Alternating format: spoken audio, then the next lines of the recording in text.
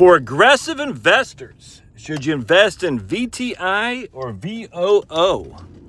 So always remember, VOO is just the S&P 500.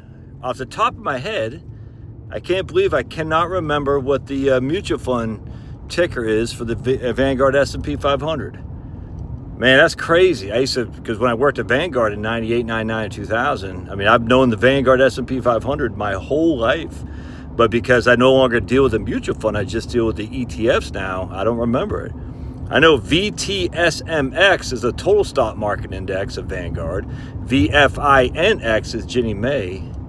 It's crazy. I don't remember. I don't know. Anyways, VOO is the S&P 500 ETF.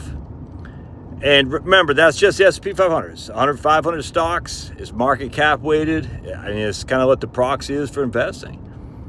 VTI is the S&P 500. So VTI is VOO plus the NAESX. And the NAESX used to be the Russell Small Cap 2000. I don't know if it still is or not.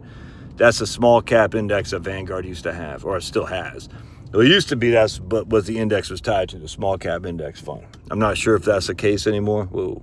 But anyway, so if you have the VOO plus the NAESX, you literally have VTI. So for me, if I'm an investive aggressor, and I am, I have VTI, the total stock index fund, because that's all encompassing. 70% of VTI is VOO, and then I have some small and mid-cap companies in there as well. The performance is almost neck and neck, frankly. But in terms of pure diversification, VTI does give you some small cap and mid cap exposure, whereas VOO doesn't. There's a little bit of mid cap in VOO. I think it's like 10 to 15%. There's no small cap there.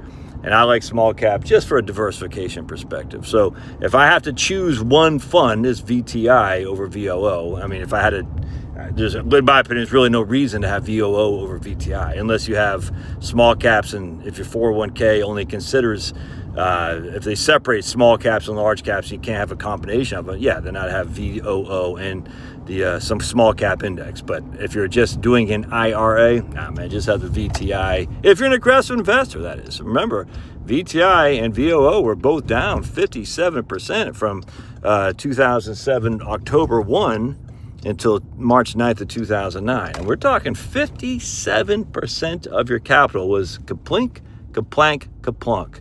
Keep that in mind, dude. That's a lot of money you lost in those funds.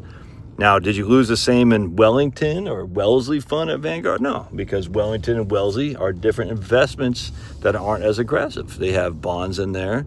They have dividend-paying stocks, what's called value stocks.